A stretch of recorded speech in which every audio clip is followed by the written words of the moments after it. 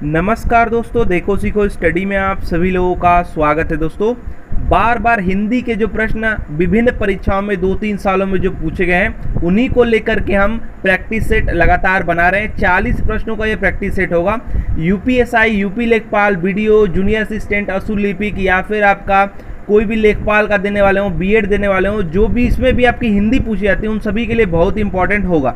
तो चलिए स्टार्ट करते हैं। 40 प्रश्न आपको इसमें देखने को मिलेंगे और कमेंट बॉक्स में आपको उत्तर देते रहना है। मैं आपको डिटेल भी बताऊंगा क्यों इसका आंसर ये होगा, और लास्ट में आपको बताना है कि 40 क्वेश्चन में से आपने कितने सारे क्वेश्चन का सही जवाब ईमानदारी के साथ दिया है। तो देखिए यहाँ पर सबसे पहला नंबर क्वेश्चन है, सर्वनाम के कुल कितने भेद होते हैं? सर्वनाम के भेद कितने होते हैं, मतलब प्रकार कितने होते हैं? तो देखिए यहीं पर अगर पूछ ले कि हिंदी में कुल जो है सर्वनाम कितने होते हैं, तो 11 होते हैं। ठीक है, भेद पूछेगा तो 6 होते हैं। ठीक है, 6 होते हैं। एक होता है आपका पुरुषवाचक, ठीक है, पुरुषवाचक। दूसरा आपका होता है निजवाचक, निजवाचक। तीसरा आपका होता है निश्चयवाचक। फिर एक होता है अनिश्चय, ठीक है, अनिश्चयवाचक। और एक होता है प्रश्नवाचक, और लास्ट जो है आपका संबंधवाचक। ठीक है, तो ये आपके 6 होते हैं, पुरुष, निज, फिर उसके बाद निश्चय, अनिश्चय, फिर उसके बाद आपका हो जाएगा प्रश्नवाचक और आपका हो जाएगा संबंधवाचक। 6 होते हैं। नेक्स्ट क्वेश्चन, पर्वतीय कौन सा विशेषण है? पर्वतीय जो है ये कौन सा विशेषण है, बताइए। देखिए पर्वतीय श्रृंखला हो गया, पर्वतीय यात्रा हो गया, तो ये जो विशेषण है ये गुणवाचक है। ठीक है, गुणवाचक, ठीक है, गुणवाचक। Option number A right answer हो जाएगा। काउंट करते रहिए, अगर आपने 2 क्वेश्चन का आंसर सही किया तो 2 काउंट कर लीजिए कि 2 हमने सही कर दिया। ठीक है, 40 क्वेश्चन में से आपको बताना है। नेक्स्ट क्वेश्चन है, निम्न में कौन सा शब्द विशेषण है? इसमें से कौन सा शब्द है जो कि विशेषण है, बताइए। कौन सा शब्द है जो कि विशेषण है? तो देखिए यहाँ पर जो विशेषण आपको दिखाई देगा वो देगा चमकीला। ठीक है, जैसे चमकीला कुर्ता हो गया, चमकीला सितारा हो गया, चमकीला कोई पत्थर हो गया, ऐसे करके दे देगा। तो आपको चमकीला जो विशेषण है। ठीक है,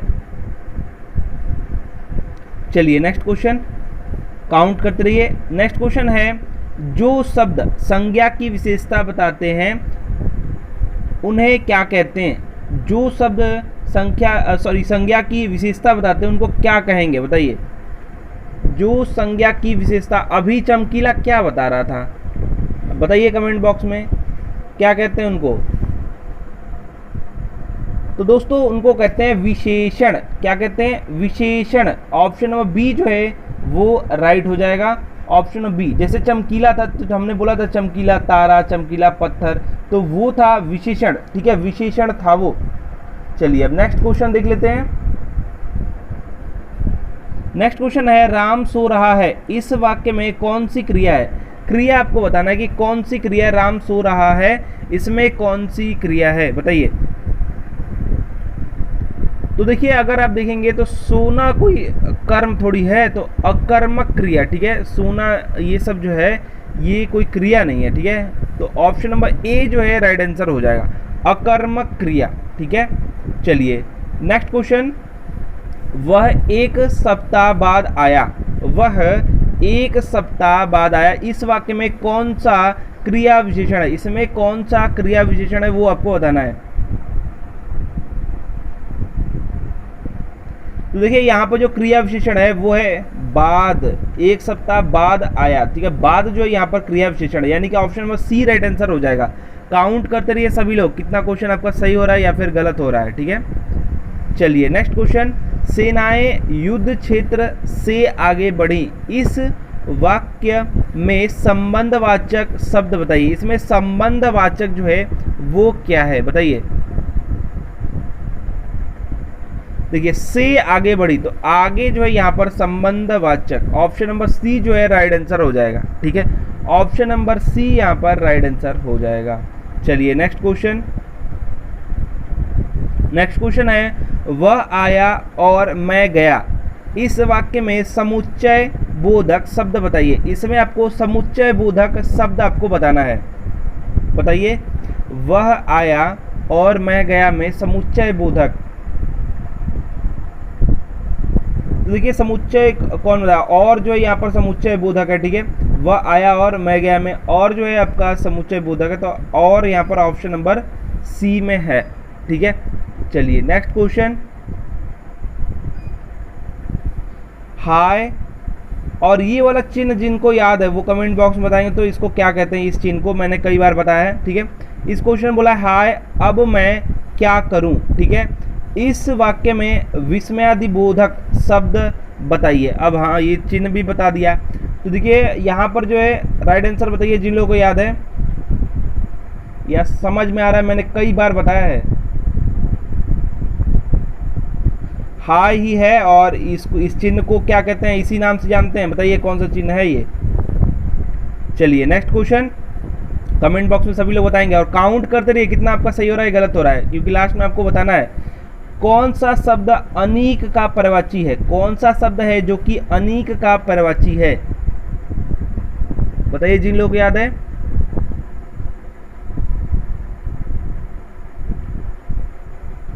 तो देखिए अनीक का जो पर्यायवाची या अनीक किसका पर्यायवाची, सेना का है। ऑप्शन नंबर बी जो है राइट आंसर हो जाएगा। याद रखिएगा सेना का है। ठीक है, सेना के अन्य भी पर्यायवाची आप याद कर सकते हैं, फौज कहते हैं या फिर दल कहते हैं, ये सब कहते हैं। ठीक है, कटक भी कहते हैं। नेक्स्ट है कपड़ा का पर्यायवाची बताइए। कपड़ा का पर्यायवाची आपको बताना है कौन सा इसमें से है कपड़ा का पर्यायवाची। वो है दोस्तों वसन। Option number B right answer हो जाएगा। गगन किसका पर्यायवाची है, कमेंट बॉक्स में बताइएगा। वसन जो है ये कपड़ा का पर्यायवाची है। कपड़ा के और भी पर्यायवाची हैं, चीर कहते हैं, पट कहते हैं या फिर वस्त्र कहते हैं। ठीक है, ये है। चलिए नेक्स्ट क्वेश्चन, आकाश का विलोम बताइए। आकाश का विलोम आपको बताना है। आकाश का विलोम बताइए।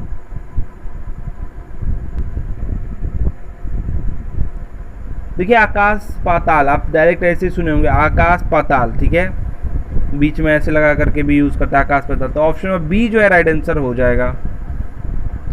चलिए नेक्स्ट क्वेश्चन, पृथ्वी का विलोम शब्द बताइए। पृथ्वी का विलोम बताना है आपको। बताइए जिन लोगों को याद है। पृथ्वी का विलोम मैंने आपको बताया था, आकाश यहाँ पर हो जाएगा। Option number B right answer हो जाएगा। ठीक है, एक और चीज़ यहाँ पे याद रखिएगा कि जब हम किसी का विलोम बनाते हैं ना, तो शब्द का विलोम बनाते समय क्या करना है, तत्सम के साथ तत्सम ही लगाना है या फिर जो है तद्भव के साथ तद्भव ही। ठीक है, ये सब में भी गलती आप करते हैं। नेक्स्ट क्वेश्चन है, अभय उभय शब्द युग्म का सही अर्थ है। मतलब अभय उभय जो शब्द युग्म है इसका सही अर्थ कौन सा है।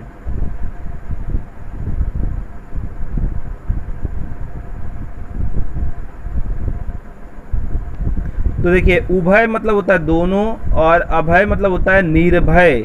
आप नहीं कहते मैंने आपको अभय प्रदान किया, मतलब मैं आपसे, मतलब मेरे से एकदम वो रही है निश्चिंत कि मैं लड़ूंगा उड़ूंगा नहीं, मारूंगा नहीं। तो सुने होंगे आप पुराने पिक्चर्स में या फिर जो हिस्ट्री पे बेस्ड जो पिक्चर्स हैं। तो यहाँ पर आपका हो जाएगा ऑप्शन नंबर ए। ठीक है, अभय का निर्भय और उभय का आपका हो जाएगा दोनों। उभय लिंग सुने होंगे आप। ठीक है, अली अली शब्द का सही अर्थ है। अली अली, अभी देखिए ये यूपी बीएड में पूछा गया था हाल ही में, कई बार एग्जाम में आ चुका है ये अली वाला।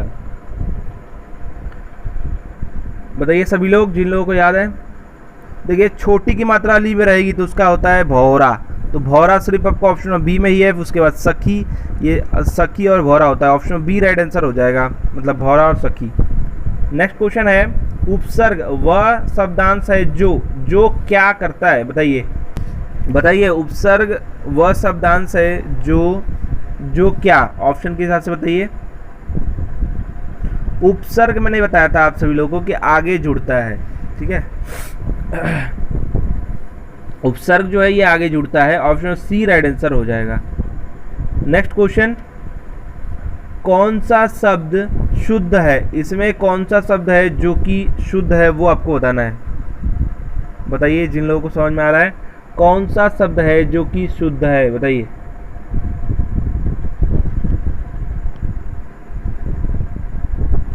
कौन सा 46 सही लिखा हुआ है। 46 लिखते हैं या फिर 46 लिखते हैं, इसमें ध्यान से सोच करके बताइए सभी लोग, सबका उत्तर मुझे चाहिए। तो देखिए ये ऑप्शन नंबर ए में जो है ये सही लिखा हुआ है, ठीक है, option number A right answer हो जाएगा। 46 देखिए ऐसे ही लिखा जाता है, ठीक है। नेक्स्ट क्वेश्चन, निम्न में शुद्ध शब्द बताइए। अब इसमें कौन सा शुद्ध सही लिखा हुआ है बताइए सभी लोग, बताइए इसमें कौन सा सही लिखा हुआ है। देखिए उज्ज्वलन जो लिखा हुआ है ये आपका लिखा गया है, ऑप्शन नंबर ए में सही लिखा गया है, ए राइट आंसर हो जाएगा। ऑप्शन का जो है आपको उत्तर दे करके कमेंट में फिर ही देखा करिए, पहले आप कमेंट में उत्तर दे लीजिए, उसके बाद मिलाया करिए कि आप सही दे रहे हैं या गलत, क्योंकि इस तरह आप कहेंगे जो सही वाला रहेगा उसी को आप कहेंगे बार बार सुन करके, ठीक है। चलिए नेक्स्ट क्वेश्चन है, जब कोई सरकारी पत्र, ज्ञापन या कार्यालय ज्ञापन एक साथ अनेक प्रेषितियों को भेजा जाता है जाए उसे क्या कहेंगे। जब कोई सरकारी पत्र, ज्ञापन या कार्यालय ज्ञापन एक साथ अनेक प्रेषितियों को अगर भेजा जा रहा है तो उसको क्या कहा जाता है बताइए।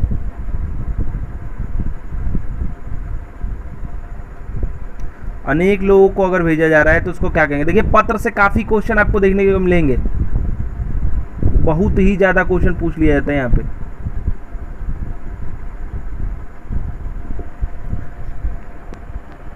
तो देखिए इसको कहते हैं परिपत्र, परिपत्र कहते हैं, याद रखिएगा बहुत ही इंपॉर्टेंट है परिपत्र, option number D right answer हो जाएगा, ठीक है। चलिए नेक्स्ट क्वेश्चन, जब एक अधिकारी दूसरे अधिकारी को, याद रखिएगा उसमें क्या हो रहा था कि सबको भेजा, मतलब बहुत सारे लोगों को भेजा जा रहा था, ठीक है। यहाँ पर क्या बोला जा रहा है, जब एक अधिकारी दूसरे अधिकारी को व्यक्तिगत नाम से पत्र लिखता है उसे क्या कहते हैं बताइए, उसको क्या कहेंगे।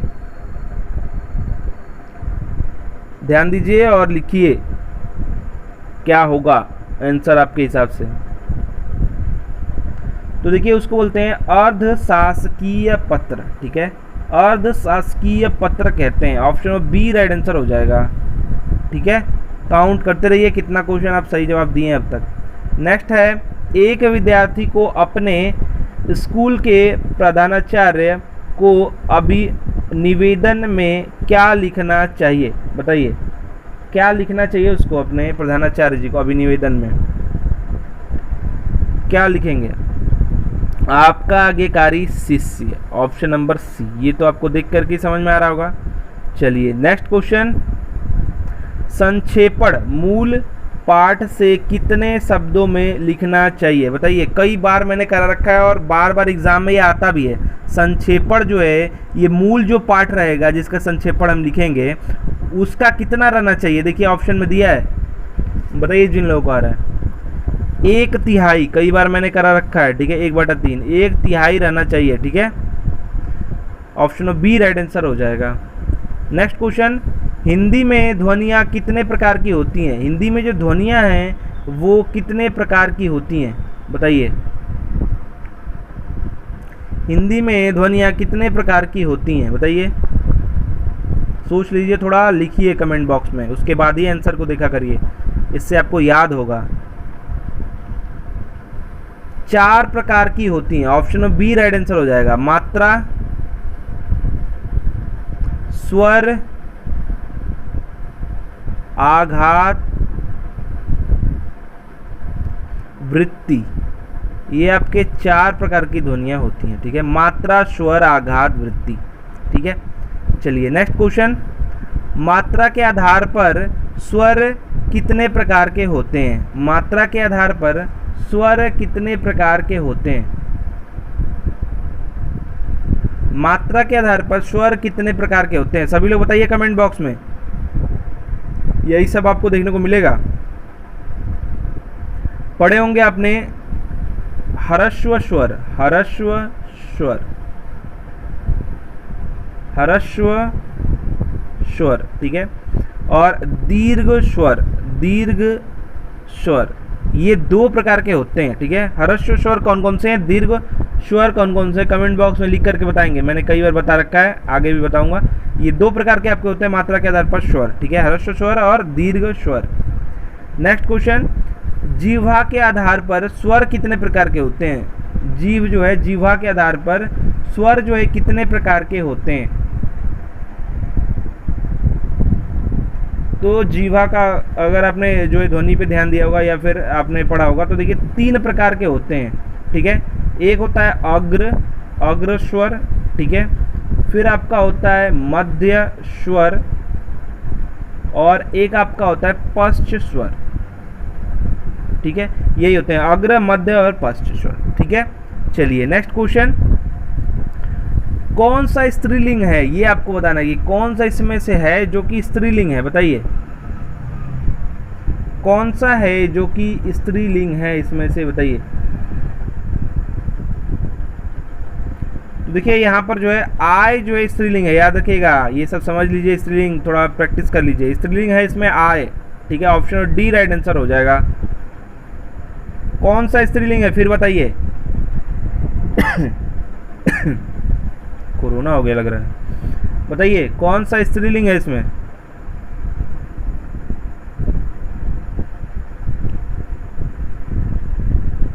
देखिए यहाँ पर जो आपकी सभा बुलाई जाती है ये समझ में आ रहा है स्त्रीलिंग है, ऑप्शन डी यहाँ पर भी राइट आंसर हो जाएगा।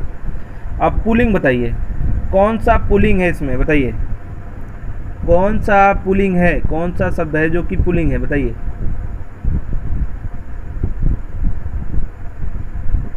देखिए यहाँ पर जो आभार है ना, आभार जब जताया जाता है, ठीक है, समझ में आ रहा है, पुलिंग है ये।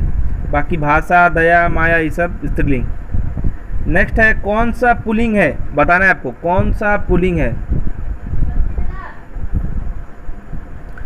कष्ट पड़ती नहीं है, कष्ट पड़ता है, कष्ट जो है ये आपका पुलिंग है। ऑप्शन नंबर जो है बी राइट आंसर हो जाएगा, ठीक है। चलिए नेक्स्ट क्वेश्चन है, संधि कितने प्रकार के होते हैं, संधि जो है ये कितने प्रकार के होते हैं, बताइए।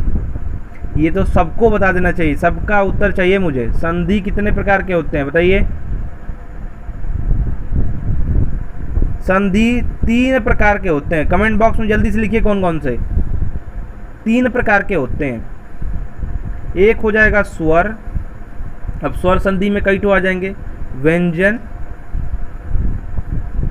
एक कौन सा होता है, विसर्ग होता है, जिसमें विसर्ग लगा रहता है। तो स्वर, व्यंजन, विसर्ग संधि, ठीक है। ये 3 प्रकार के आपके संधि होते हैं।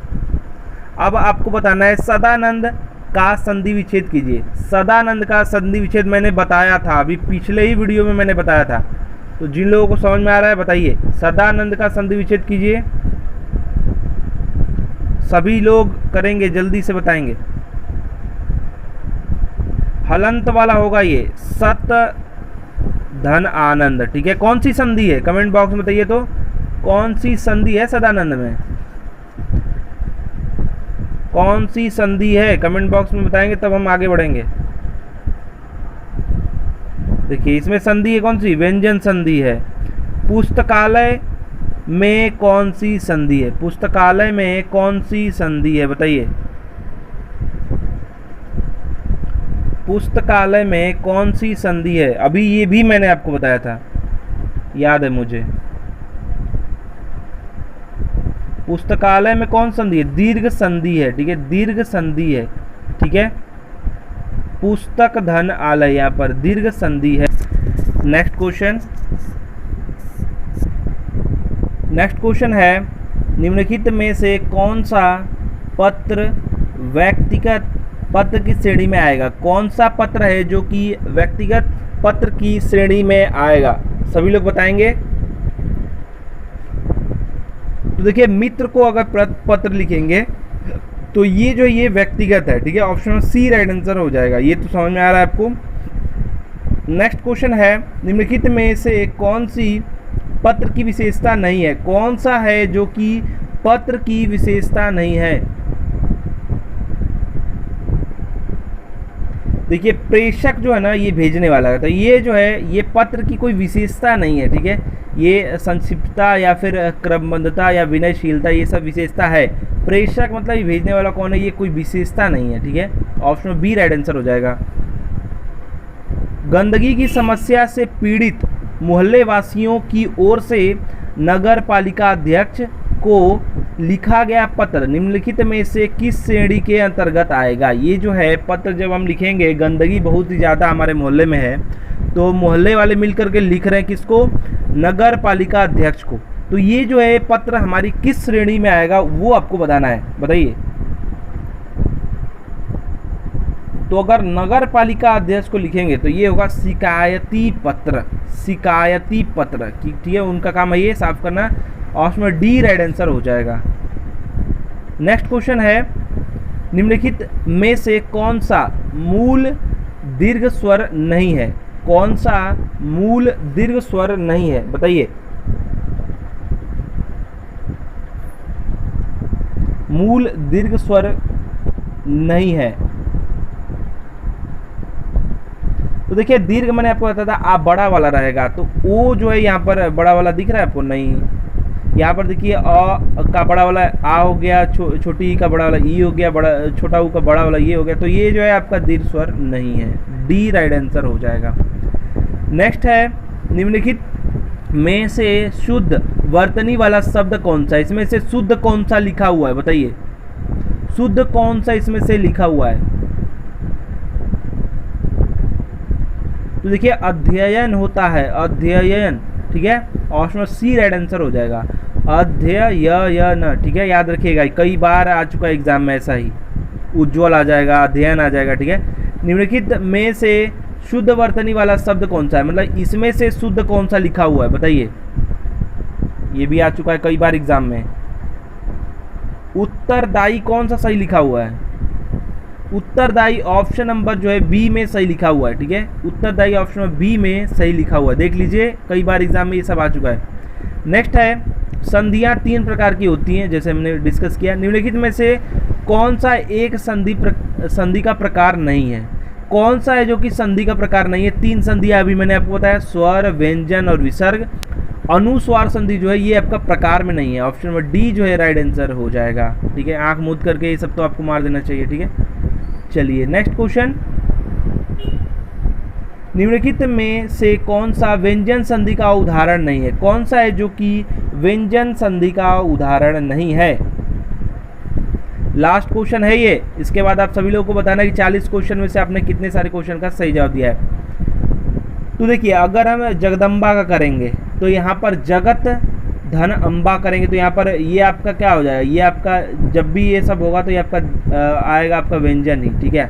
क्योंकि अगर यहाँ पर देखें तो विद्या धन आलय, ठीक है, विद्या धन आलय, यहाँ पर दीर्घ स्वर संधि कह सकते हैं या संधि कह सकते हैं, तो दीर्घ संधि यहाँ पर हो जाएगा। तो ये बोला है कौन सा व्यंजन संधि नहीं है, तो ये आपका हो जाएगा ऑप्शन नंबर बी, ठीक है, बी राइट आंसर हो जाएगा। अब दोस्तों कमेंट बॉक्स में बताइएगा आपने 40 क्वेश्चन में से यानी सेट नंबर 21 में से कितने सारे क्वेश्चन का सही जवाब ईमानदारी के साथ दिया है। आशा करते हैं दोस्तों कि आपको ये हमारा प्रयास, हमारा वीडियो पसंद आएगा। वीडियो को अधिक से अधिक लाइक शेयर करके हमें मोटिवेट करते रहिए, अच्छे कमेंट कीजिए, जिससे हमें और भी मोटिवेशन मिले वीडियोज़ बनाने के लिए। हमारा वीडियो देखने के लिए आप सभी लोगों का फिर से बहुत बहुत धन्यवाद।